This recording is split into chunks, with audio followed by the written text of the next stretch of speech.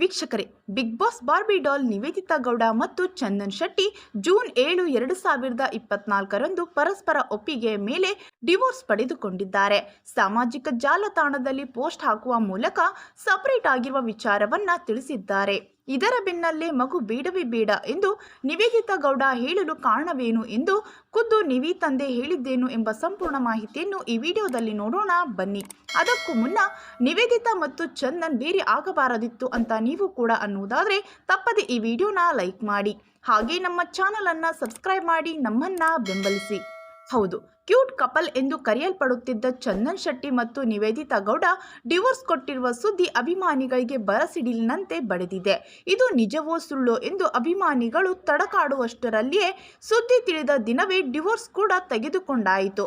ಈಗ ಇವರಿಬ್ಬರ ಡಿವೋರ್ಸ್ಗೆ ಹಲವರು ತಮ್ಮದೇ ಆದ ರೀತಿಯಲ್ಲಿ ವಿಶ್ಲೇಷಣೆ ಮಾಡುತ್ತಿದ್ದಾರೆ. ನಿಜವಾದ ಕಾರಣ ಮಾತ್ರ ಸದ್ಯ ಎಲ್ಲಿಯೂ ಅವರು ರಿವೀಲ್ ಮಾಡಿಲ್ಲ.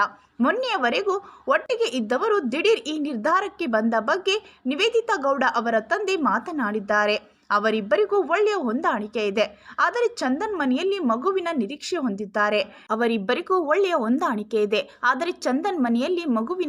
ಹೊಂದಿದ್ದಾರೆ. ನಿವೇದಿತಾ ಈಗಲೇ ಮಗು ಬೇಡ, ನಾನು ಸಾಧನೆ ಮಾಡಬೇಕು ಎಂದು ಹೇಳುತ್ತಿದ್ದಾರೆ. ಈ ಒಂದು ಕಾರಣಕ್ಕಾಗಿ ಇಬ್ಬರು ಪರಸ್ಪರ ಒಪ್ಪಿಗೆಯಿಂದ ಡಿವೋರ್ಸ್ ಪಡೆದುಕೊಂಡಿದ್ದಾರೆ. ನಾನು ತಂದೆ ಆಗಿ ನನ್ನ ಮಗಳ ಸಾಧನೆ ನೋಡಬೇಕು ಎಂದು ಈ ನಿರ್ಧಾರಕ್ಕೆ ಒಪ್ಪಿದ್ದೇನೆ ಎಂದು ಮಾತನಾಡಿದ್ದಾರೆ. ನಿವೇದಿತಾ ತಂದೆ ಈ ರೀತಿ ಹೇಳಿರುವ ಬಗ್ಗೆ ನಿಮ್ಮ ಅಭಿಪ್ರಾಯವನ್ನ ತಪ್ಪದೆ ಕಮೆಂಟ್ ಮೂಲಕ ತಿಳಿಸಿ. ಧನ್ಯವಾದಗಳು.